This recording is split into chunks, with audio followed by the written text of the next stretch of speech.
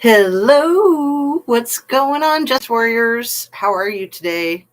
It is Thursday, the 16th of January, almost 3:30 in the afternoon on the Eastern Standard Time Zone. And I am just, as always, delighted that I can come on live. And I'll give it a few minutes to see if some people come in so we can have a little bit of chat.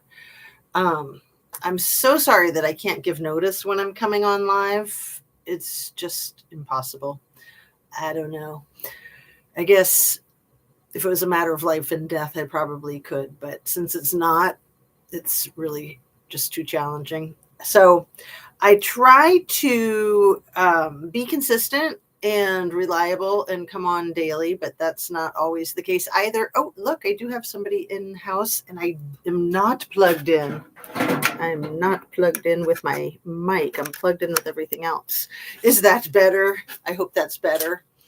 So we didn't miss anything. Should I start it over? No, I'm just kidding.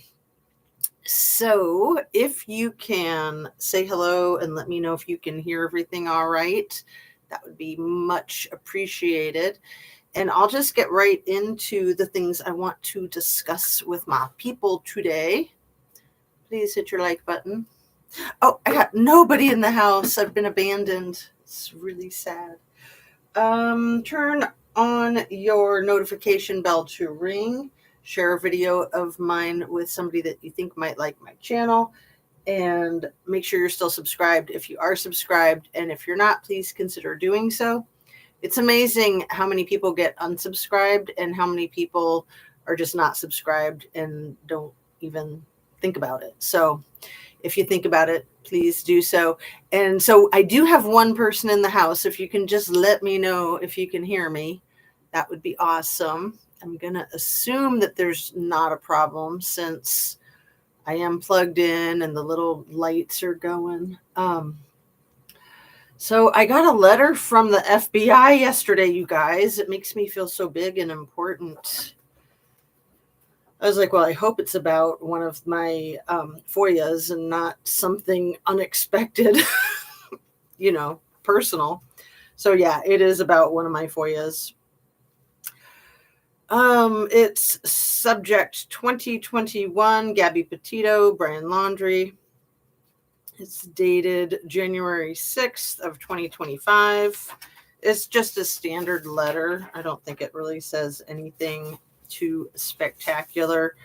It's pretty much just a follow-up to the Freedom of Information Act request that I have sent them a few times, hoping to get my hands on the unredacted body cam of Melissa Hull.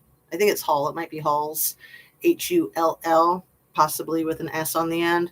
So she is the federal employee, the park ranger aide that was at the scene of the traffic stop with the domestic violence call 12 days before Dirtbag Laundrie took the life of dear, sweet Gabby Petito. What a sad commentary that entire video is on domestic violence and on law enforcement and their lack of training and understanding. The poor girl looks so freaking terrified. Like she looks like a wild animal backed into a corner. Seriously, the look in her eyes. And the fact that law enforcement didn't recognize that is just frightening. Absolutely frightening. So I appreciate you being here, whether you're here live or you are on the replay crew. Either way, I really appreciate my viewers. Some of the things I wanted to talk about today involve the Idaho4 case. And there's a new question that I have that I just came up with this morning. I'll share that with you in just a second. I want to talk about Elon Musk being addicted to Twitter, potentially. And what else? Tammy Duckworth, she's the Illinois senator that Fred Field was so intelligent to know by name yesterday when I was talking about her questioning of Pete Hegseth during the confirmation hearings when she asked him questions about ASEAN. It's Southeast Asian nations. And he just was like spinning out and like saying South Korea, Japan, Australia, I don't know. And she was like, yeah, none of those. So yeah, you should know. You need to know. So that's pretty concerning. So I also wanted to talk a little bit more about J.P. Miller and his life insurance that he allegedly took out on employees and or congregates of the Solid Rock Church. And I wanted to get back to the thing about Zuckerberg being boots on the ground at Kylie Rodney's search party and how it's been eradicated off the internet. And so I've never used the Wayback Machine, but for people who know how to use the Wayback Machine, I'm wondering if they want to see if they can find that information that was posted on several different platforms. And what else? I got the name of the criminal that Kathy Mabbitt defended. So the criminal's name is James Curtis Leonard. This is going back to the Idaho4 case. He was involved in a fatal shooting in 2007. He shot a man named Taylor Lee. And then Kathy Mabbitt did the autopsy on Taylor Lee. And then she represented Mr. Leonard as his defense attorney. He was handed a very light sentence of 15 years probation because they said it was self-defense. But my concern is the fact that they allowed the coroner on the deceased to be the defense attorney of the perpetrator. To me, that's just crazy. And then if you remember, I was talking about this yesterday, James Curtis Leonard was arrested about a week later in Moscow after the Idaho4 absolute mayhem, tragic slaughter of the 4 college kids. So this is my question. I don't want to leave you guys hanging, and I don't want to forget to ask it. There was a big football game that night with UC Davis, which I understand is the University of Idaho's, their big competitor, their nemesis. There's a word for it. It's just not coming to mind. And we don't know who was at the game, who wasn't at the game. We don't know any of that. But my guess is that everybody in the entire town was at the game. And I'm also curious who the cheerleaders for the football team were. So there's been a lot of discussion for the last 2.5 years about like who was targeted, who was collateral damage in that slaughter of 4, Ethan, Xana, Maddie, and Kaylee. And I'm going back to thinking that Xana and Ethan could have been abducted and then staged. They could have been unalived somewhere else and then staged, or they could have been abducted and then unalived right there in Xana's bedroom. But you got to remember the 5 hours that was missing from their timeline. I think it was like, about 9 o'clock, I think, until like 2 a.m. Isn't that the original missing 5 hours of the timeline? That you had Xana and Ethan at the frat party at the Sigma Chi, And then there was speculation that maybe they went to Pullman, where Xana's sister, I think her name is Jasmine, where she was a student, that there might have been some running of rugs, possibly. It's a question, not an accusation.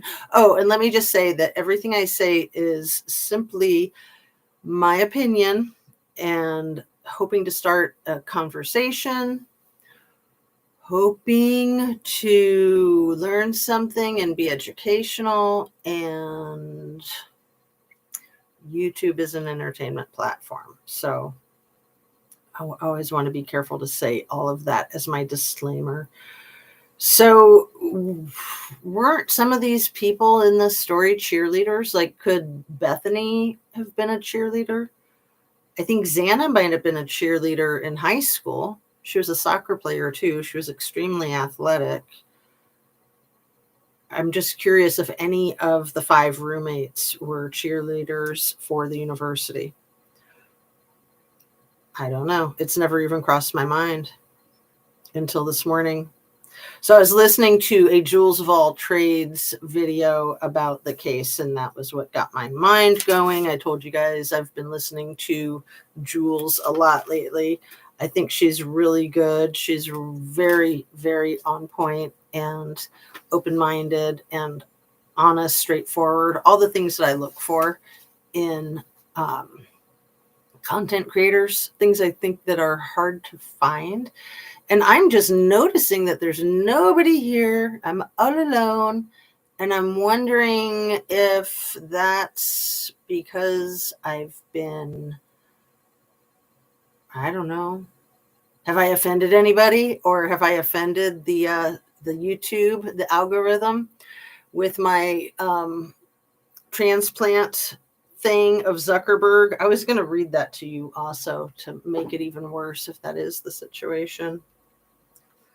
I put the link to the article in the description of yesterday's video, and I'm going to go to it right now and read it to you. Oh, I've got people in the house. Did you hear the door? Let's see.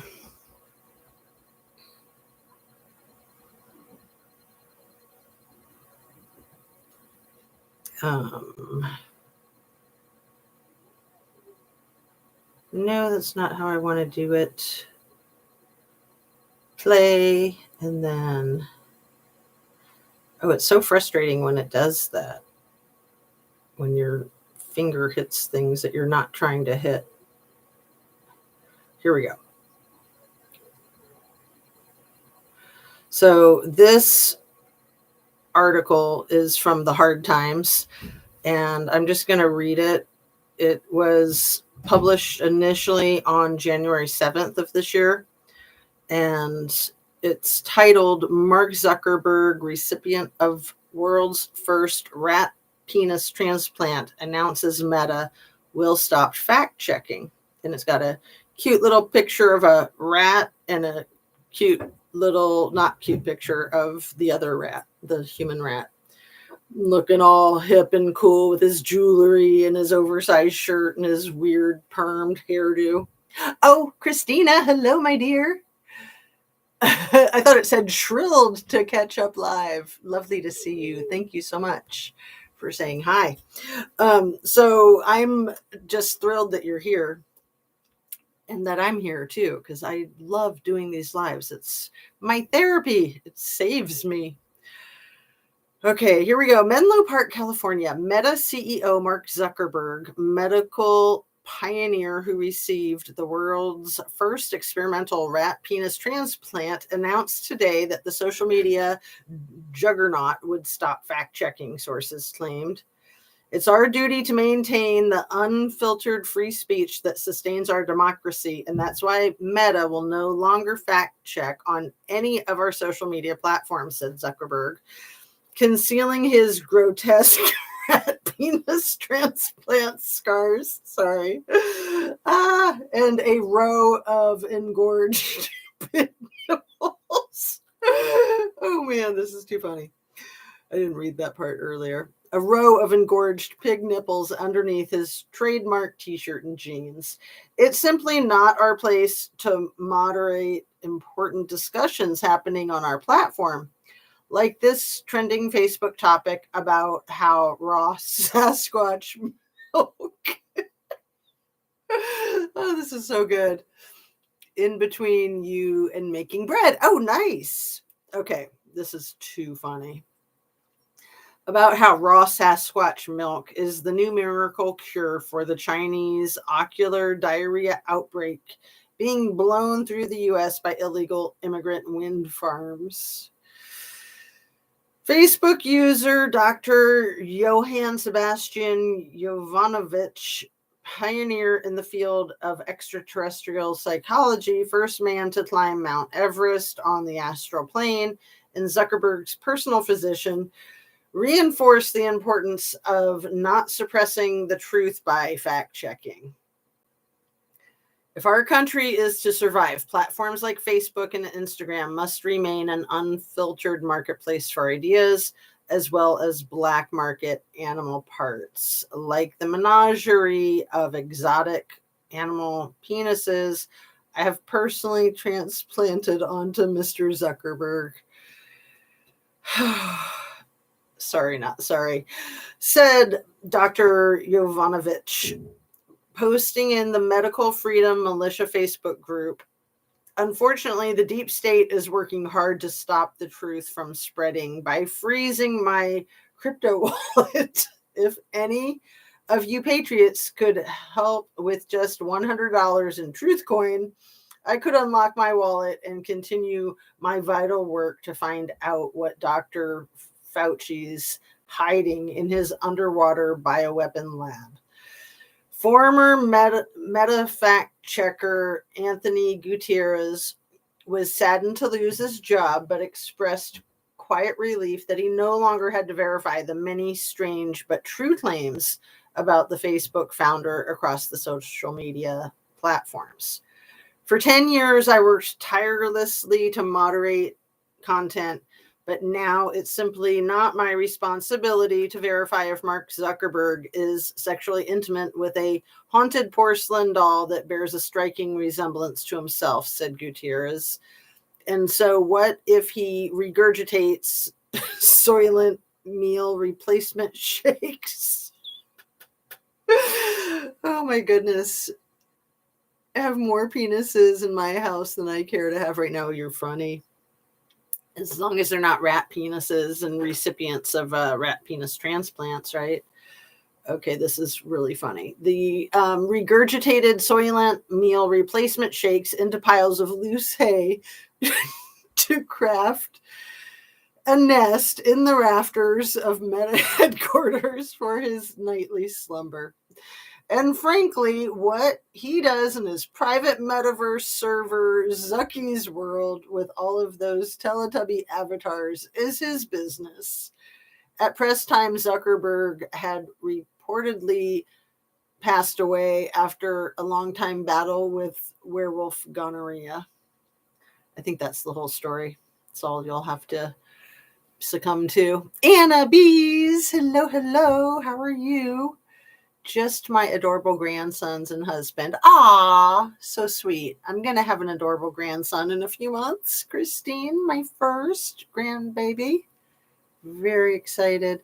So, yeah, so that's the article that I put in the description of yesterday's video. But I still want to know why Zuckerberg does not want people to know that he was boots on the ground for searching for Kylie Rodney. I mean, you would think that he would want people to know that would be like an advertisement of what a great person he is or something, right? I don't know. I do not know. But yeah. So I misrepresented the year that Chinatown was produced in yesterday. The Chinatown movie with Faye Dunaway and Jack Nicholson is 1974. I mistakenly said 1972. I should have just said early 70s. A lot of times I can couch it so that if I'm incorrect, I don't have to even clean it up because I'll just say something like somewhere in the early 70s. It might have been 72, but no, it was 74. Anyway, not that big of a deal, but I do like to be accurate. And when I make mistakes, I like to catch them. And if you guys catch them for me in the chat, that's very cool too, to catch it in real time. So then I don't have to go back and clean it up, but that's all right. Either way. So in talking about Chinatown and how it was nominated for so many Oscars the year that it was produced, it only was the recipient of one Oscar, but I want to say it was nominated for 11. And I think it was up against Godfather too. And so that they probably cleaned up, right, with just about everything. The one that it did win was for Best Screenplay.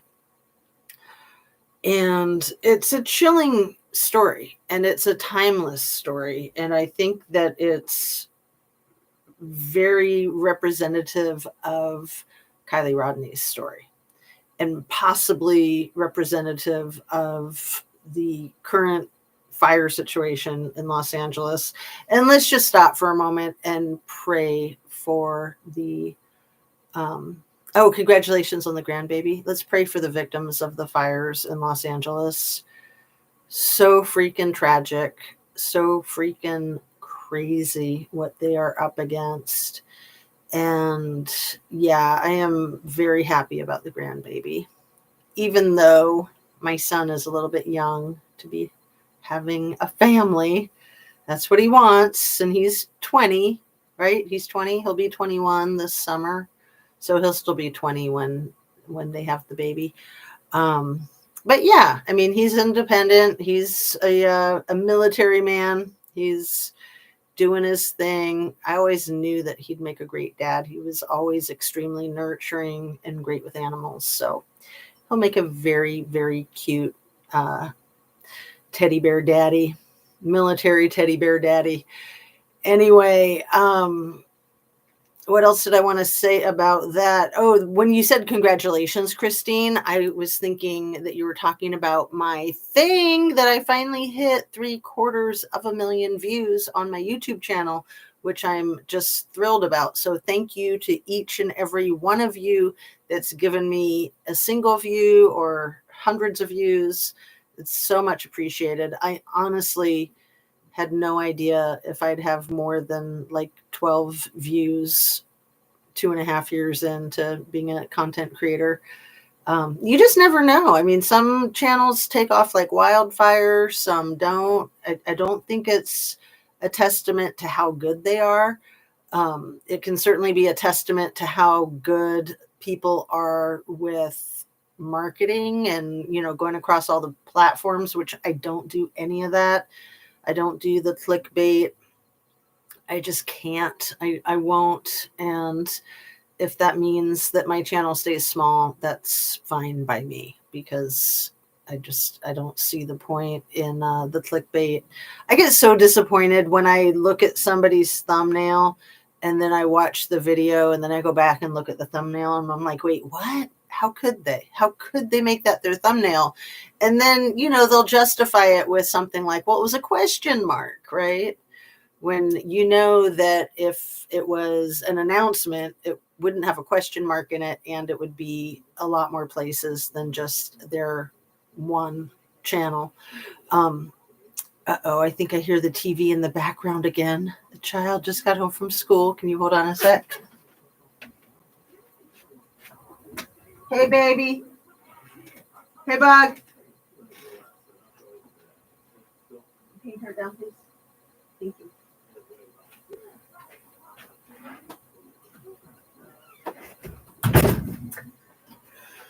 Oh, such a rat. I love my rats, but man, didn't we have this exact same scenario yesterday? What was I talking about? I don't mind so much you guys hearing it when it's real faint. What bothers me about it is that it just distracts my thought process, and we can't have that. My thought process distracts itself enough already. Don't need any added help with that, right? So yeah, I wanted to readdress too about when law enforcement takes things into evidence, say a knife sheath or cash or rugs or weapons or anything else, when they take things into evidence and then the evidence goes missing, the only person that might really know whether it's missing or not would be the evidence room technician. And it could be that they don't even keep a very good, accurate record of what's in the evidence room and what's been missing.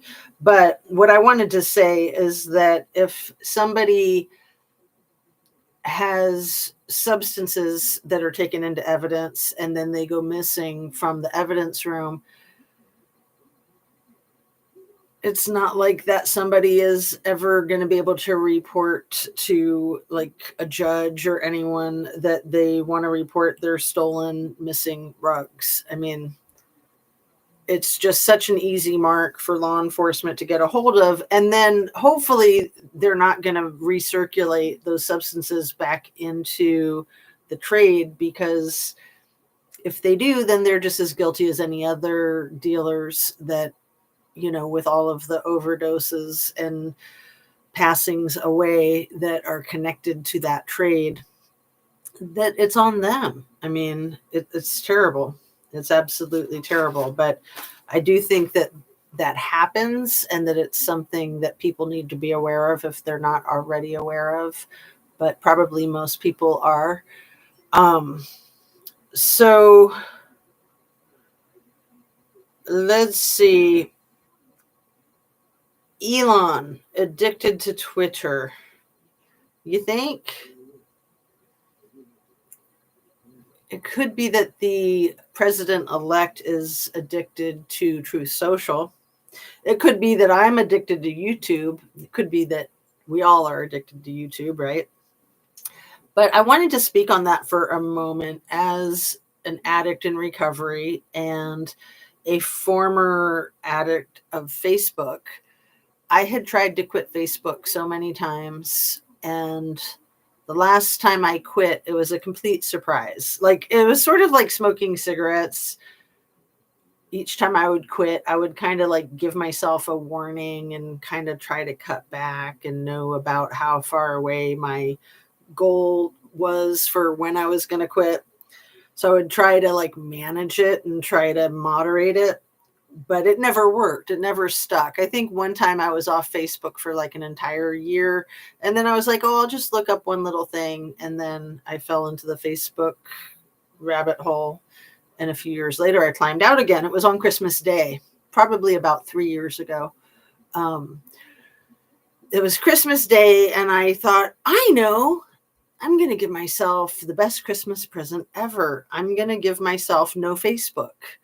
And it was completely unplanned and unexpected, and it has stuck. It's worked. So for anybody who is finding themselves in a situation like that and has a desire to move past it or move through it, I just want to be encouraging that it is possible. Like, I really didn't think I could ever quit Facebook, and I'm so glad that I did. And I hope a lot more people quit Facebook now, especially with the rat penis recipient being such a spineless weasel. I think that people should boycott it, quite frankly. What do you guys think? We all seem to be addicted to the World Wide Web.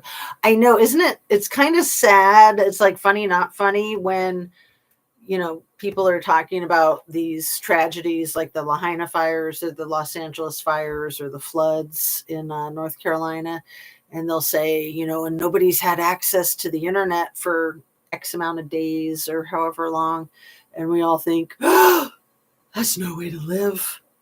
And it's like, it's actually not that bad. Like, sometimes it's nice to be away from it, but yeah, we are all dependent on it. And as you guys know, my phone has been acting up a lot lately, and I kind of enjoy it when I'm less dependent on my technological gadgets. Yeah, it can be quite a dependency and quite a lot like a substance dependency. I mean, you are getting addicted to the same like dopamine release in your physiology and in your brain chemistry. So, yeah, I mean, I think it's really serious when you think about somebody like Elon Musk with all of the money in the world and dominating X, purchasing Twitter, turning it into his own platform, and then using it to spew a lot of crazy crap, unfiltered. And it's just sad that those things become so political. Like, it would be nice if it was about free speech. It would be really nice if that's what Zuckerberg was after, or if that's what Elon was after. But I don't think that's what they're after at all. I think quite the opposite. But I also wanted to talk with you guys about Jessica Denson. She is a lawyer who was in the Trump administration, who has since sued Trump successfully and started her own YouTube channel. She also wrote a book about her lawsuit against Trump that she won. And she was part of the Midas Touch channel and had to branch out on her own because she had some very different opinions and perspectives about the election than the Midas Touch channel wanted to support. And so she has been on a crusade about the whole thing with the 14th Amendment, Section 3, that is kind of water under the bridge now. But it was like a year ago that people first started talking about the 14th Amendment, Section 3, and how that would disqualify our president-elect from holding the office because of the insurrection. So she has fought long and hard to no avail. And now she's on a crusade, as we're in our last like 5 or 4 days before the inauguration. She's been on a crusade to speak about the voting machines being tampered with in this last election. So that was a big deal in the 2020 election. That was something that the president-elect himself and a lot of his supporters swore up and down was happening, that the voting machines were being tampered with, that, the votes, that the whole election was being tampered with. And then this time around in this election, it seems like the Democrats are just not willing to even discuss that possibility. And I do think that it's a good possibility to discuss and to question. I think that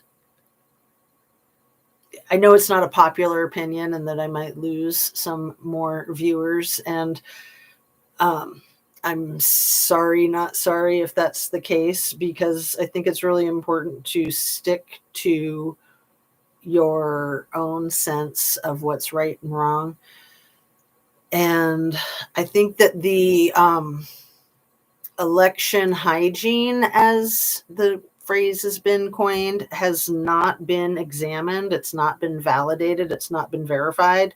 And I've thought all along that the shit show of the all the weird appointees to the cabinet and all these other outlandish, crazy dumpster fire types of things going on, that they've just been huge distractions to keep people from talking about the election hygiene. And, going back to New Year's Day with the potential terrorist attacks in New Orleans and Vegas and even potentially Hawaii. Same. I thought that those were potential distractions from people looking at the election hygiene. And here we are just 4 days away from the inauguration, and the election hygiene really hasn't been examined. And it's It's just so bizarre to me. And it's so sad to me that that Jessica Denson has been marginalized, because she's a very smart woman. I'll put a link to her most recent video in the description. Like I said, she was part of Trump's cabinet, and she is an attorney, and she's well educated, and she has a very big heart, and she is very straightforward and honest. And I personally think that if she were not a woman, that people would be taking her a lot more seriously if she was a guy. So I think there's a lot of sexism to it. And certainly there's a lot of sexism with this whole incoming administration, and the lack of concern for women's rights, the lack of concern for even children's rights. It's just frightening. It's absolutely frightening. And I'm not happy about it. I don't know about my viewers. I know a lot of people that I know are very unhappy about it. And some people are more concerned than others. Some people are very afraid of there being like a Holocaust type of situation, which is pretty much what has been promised. And it wouldn't surprise me. I hope that that doesn't happen. I hope that nothing remotely similar to that happens. But like I said, that has been promised. That whole grand finale of the campaign trail at the Madison Square Gardens. I mean, for anyone who doesn't know, the Madison Square Gardens was symbolic because Hitler, with an H, gave a speech there right before the Holocaust. And that's been something that the incoming president has kind of been fixated on. We know from Ivana Trump that he slept with a book of Hitler's speeches on his bedside. We know from his administration that he wanted to have his generals be more like Hitler's generals, not knowing maybe that Hitler's generals tried to assassinate him more than once. I mean, it's nuts, isn't it? We've learned what actually is going on in this world today. Things we really don't want to know, but then again, kind of like being street smart. I agree, Christine. I definitely agree. And yeah, I mean, a lot of open discussions can be the best and the worst at the same time. Like Reddit can be that way. I'm sure Discord can be that way. You can find the biggest amount of bull crap, and you can find the hard, harsh truth. But you have to know the difference. And a lot of people don't know the difference. They can't distinguish one from the other. So, and let's see. Don't know if I spelled that right. Yeah, I think you spelled everything right. Except the but with 3 U's. That's all. So, yeah, so Jessica Denson, for anybody who doesn't know, she did a march on Washington during the January 6th certification of the Electoral College votes. And one of the most profound speakers, I didn't catch all of it, but I caught Craig Sicknick. If you remember, Brian Sicknick was the police officer who was beaten on January 6th, who was a Trump supporter, and he succumbed to his injuries the following day. He was 42 years old, and I think he was the youngest of 3 siblings, and his parents were getting kind of old, like maybe his dad is in his early 80s now. And his brother Craig was able to do a really amazing job recounting how Brian's homicide, how that affected him and his family. And I just thought it was so touching. He seemed like he was extremely uncomfortable with public speaking. He seemed like he was extremely uncomfortable with talking about something so private and so personal. And yet he did it. And this was on the steps of the Capitol at the beginning of this month. It was probably 20 or 25 degrees tops that day. I mean, people were like literally shivering as they were talking, and there weren't many people out there. So that had to be very discouraging to, trying to do this rally that is already pushing uphill, and then having that type of weather and having that type of turnout when, of course, in that type of weather, it's pretty much always going to be a low turnout. I mean, like with Martin Luther King Day parade marches, it seems like it's always 25 degrees or 20 degrees or 15 degrees. So we've got this coming up. Today's Thursday, the 16th, and on Monday, the 20th, is Inauguration Day, and it's also Martin Luther King Day. And it's just kind of hard for me to wrap my mind around the two of them together. And I would imagine that the inauguration will happen, that it'll go off without a hitch, but I hope against hope that there's some type of intervention. Save us, please. I mean, for crying out loud, the Village People are going to be performing. Oh, and they're going to sue anybody who ever calls YMCA a gay anthem again. Did you hear that, you guys? The Village People are going to sue you if you call the YMCA song a gay anthem, because it's so not gay. Come on. I mean, the freaking doublethink, the doublespeak that is happening with this administration is so crazy. It's like, it's the gayest song in the world, and there's nothing wrong with that. But now, since Mr. T loves it, they've got to pretend that it's not gay. It's just crazy. Like what's the problem? Homophobia is the first sign of internalized homophobia, because a person is hiding their own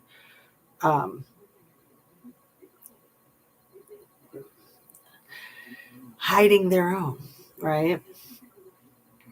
So, in Jimmy Carter passing, the ordeal of flags at half-mast. Thank you, Christine. I was thinking about that before it ever happened, and yeah, I'm just trying to not get upset about it. So most people are probably well aware that Jimmy Carter passed on December 29th, I think, at the age of 100 years old. And the incoming president made a couple of very, very, in my opinion, bizarre social media posts about it. I've read them in some of my videos with you guys. And I could read them again if you want, but I don't know if we want to go down that road. Anyway, I thought, yeah, this is going to be hard for the angry orange, who is just like a giant toddler and has to be like completely the drama queen every day of his life. He just needs all the attention in the world. And, how dare Jimmy Carter make it to 100, and then how dare him pass away with such inconvenient timing for the incoming's second inauguration, that the flags fly at half-mast for 30 days when any president passes away. That's just how it goes. And that would mean that the flags would be flying half-mast from December 29th to somewhere around January 29th, with the inauguration being on the 20th. So Mike Johnson was able to argue yesterday, I think it was, to have that tradition lifted for one day during the inauguration day for Monday the 20th. And it's just like, to me it's so defeating, and at the same time it's like it's so insignificant. We've got all these people who've lost their lives in the LA fires and whose lives are going to be extremely challenging for a long time to come. So, the flags being half-mast or not half-mast for one day, it's like, all right, incoming president. I can wrap my mind around that, to waive that for the one day. But like, why do you care so much? And it's just, to me, it's just a pissing contest. It's just for him to prove to everybody that he's more important than Jimmy Carter, which I disagree wholeheartedly. And the man is deceased. Like, just let him have some respect and recognition in the afterlife, and his family. I mean, not to mention our whole nation and global politics. It's just hideous. But speaking of global politics, I was looking at a world map that we have in our hallway today. I was looking at Greenland and Canada and the Panama Canal. And Greenland is like the size of the continental US, and Canada is massive. And if you combined all of it, Alaska is about half the size of the continental US. So if you combine North America with Canada, with Alaska and Greenland, the way the leader of the Orange Party, shall I call him, the way he has proposed. And, I think some of it is just him being melodramatic. And I think there's also truth to every joke, in the sense that, we need to take things seriously at face value, because we know so many of his rabid followers will. And, it's very offensive to these governments and to world peace. And just looking at the world map and looking at the conglomerate that would make, my eyes went directly to Russia, and I was like, oh wow, then we'd be like the size of Russia. So that's what we're looking at. And again, another pissing contest with him and Putin. And I think Putin's a very dangerous man to play with. I think that the leader of the Orange Party, that's what I want to start calling him. I think he's a very dangerous man to play with too. And the two of them together, wow.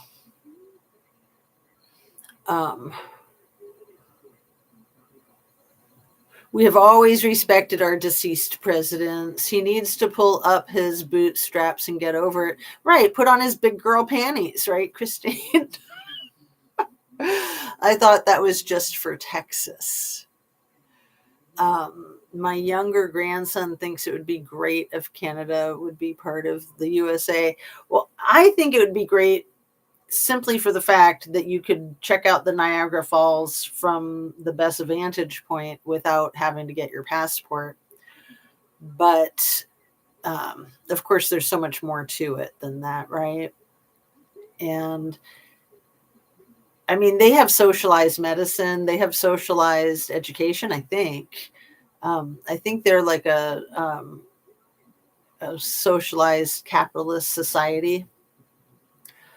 And I mean, that type of philosophy is very shunned in our capitalist society. It's looked at like communism, but it seems like in the free world, like the Netherlands and maybe like Sweden, those places have socialized medicine and socialized education. Yeah, their taxes are higher. I think people pay like 50% of their income in taxes, but all of this stuff is taken care of. You don't have to worry about it. And I know the argument from both sides. I just think that our healthcare system is such a hot mess, even for those of us that have good coverage, that understand the ins and outs of the coverage, and that have the money for the copays and have access to the doctors and the facilities. It's ridiculous, in my opinion. And then you think about all the people that don't have that access, that don't have the wherewithal, that don't have the understanding. And it's just a sad state of affairs. I mean, going back to the whole thing with Luigi Mangione and his aggression towards the CEO of United Behavioral Health. Yeah, I don't really know what to say about that. I mean, I certainly don't think that there should be any kind of like cult following of fans for somebody who does the vigilante violence like that. It kind of reminds me of like Charles Manson fans. It's just kind of gross. I mean, yeah, he's good looking. We'll give him that. But I've said all along, he's probably not even straight. So make of that what you will. Yeah. And we don't know. We don't know if he was put up to that. We don't know if he was MK Ultra. I mean, I really wonder about Matt Livelsberger, the guy with the Tesla Cybertruck in front of the Trump Hotel in Vegas. I really wonder if he was MK Ultra. The other guy in New Orleans, we don't know that much about. I think his last name is like Jabbar, Jabber, Mr. Jabber. I've done a couple of videos mentioning how those two and a couple of people from the Idaho4 case, Kopaka and Brett Payne, that those four were all part of the 82nd Brigade or the 84th Brigade. It's one of those in North Carolina. And there's been, is that Fort Bragg? Because Fort Hood is the one in Texas. Fort Bragg in North Carolina is now called Fort Liberty, I think. But there's been talk about problems with that fort for a long time, with like a Jacob's Ladder type of training or system or something. And it just really makes you wonder. I mean, all that stuff with the New Year's Day, I mean, to me, that seemed like it had to be a coordinated effort with all the things that those two had in common. Some of that can be coincidence, but then when, they both used the same car rental app, they both had explosives, and they both had really lousy explosives for being military. Like, they would have had much more sophisticated ways of doing that type of thing. It was Matt Livelsberger's uncle who said if he wanted to blow things up, he had the knowledge to be a lot more effective. And, that really hit me between the eyes. It's like, yeah. They also say that he passed away from a gunshot wound to the head,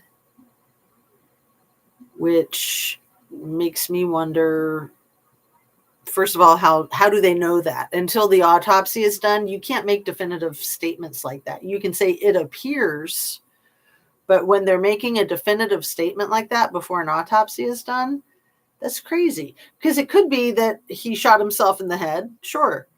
And it could be that didn't take his life, and then the explosion did.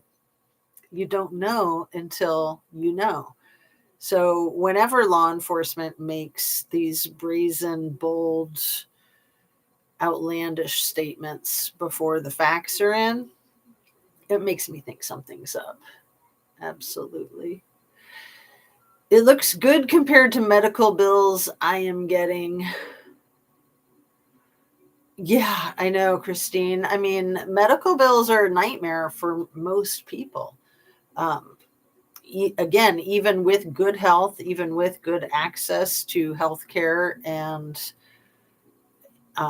and the financial security, I mean, medical, just the whole system, the way it's run is a complete freaking nightmare. I mean, co-pays and all that, it's so ineffective, and it's designed to be confusing. It's designed to rip people off, basically. It's really sad. And for a lot of people, it's life and death. Still paying out big. Yeah, I hear you, dear. Yeah, you've had all those surgeries. How are you doing overall? Are you doing all right? I hope. Getting stronger by the day. So what do you guys think about the cheerleaders for the University of Idaho and University of Davis, UC Davis? Who do you think might have been cheerleaders? And why do they not mention who was at the game and who wasn't? They don't even mention the game. I've looked it up many times. I think it started at about 4 that afternoon and that it ended somewhere around 7 or 8 that evening. And then they don't talk about anything in anybody's timeline until maybe starting 9 o'clock. And they talk about the frat party at Sigma Chi. And we know that Bethany was there allegedly. Oh, and then there was the brain on the dumpster outside the frat party that night. What? Seriously? You think I'm making that up if you haven't heard about the brain on the dumpster outside the frat party that night before? Should we go into that for a minute? Good with neck, still struggle with walking. Oh, I'm so sorry. I'm glad your neck is good. Yeah. Yeah, I've got a yoga weekend coming up, which you guys know I do my yoga every single day. I'm addicted. And so I'm going to be doing a lot of yoga Saturday and Sunday. Still tingling numbness in weak hands. Oh, I'm so sorry. That is harsh. That's really harsh. So the brain on the dumpster, just a quick refresher for anybody who's forgotten, because we get so gaslit with these cases. I think it's so easy to forget all this crazy information. And so there was a student's dad who said that he called the police department, the Moscow PD, on Tuesday. The slaughter happened on Sunday morning, the wee hours of Sunday morning. So the game was on Saturday night. Is that right? November 12th, November 13th. I think the 12th was Saturday. The 13th was Sunday. And then he waited 2 days, and then he called the Moscow PD to say, hey, I dropped my kid off at a party at Sigma Chi, on that night, the night of the homicide, mass homicide. And when I dropped him off, it looked like there was a brain on the dumpster next to the frat. And lo and behold, guess who took the call, you guys? I'm not making this up. I will find something like an article or a video and put a link to it in the description.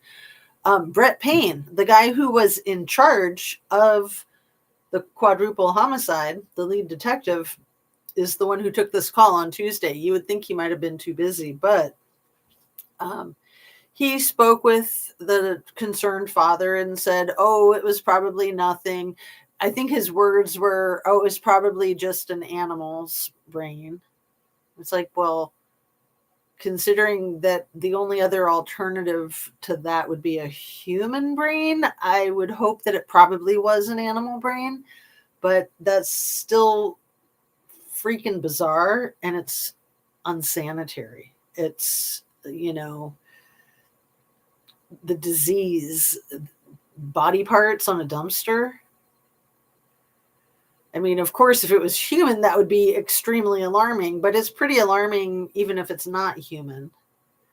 And for the lead detective to just try to poo-poo it is so effing crazy, you guys. I swear I'm not making this up. You can't make this stuff up. If you tried, hit the like button. Don't forget. Yeah, thank you. Oh, Christine, you hadn't heard about the freaking. So the first time I talked about it in one of my videos, I was like, what is that? Brain on a dumpster? Like, what the F is that? And good old Shan was in the chat and she said, zombie trap, which was pretty freaking cute. I mean, taking a really disgusting, crazy concept to a very funny little joke level, which, you know, sometimes you need to do that, right? Just to downplay things. Oh, goodness. It's so late, you guys. Let me wrap up real quick. It's 4:30. I need to go. I'm so sorry. So on that, I'm going to say peace out, love and light. Have a really good rest of your day. Drink your water, eat your protein. And I apologize for having to end so abruptly. See you soon, hopefully tomorrow. Thanks for being here. Peace out.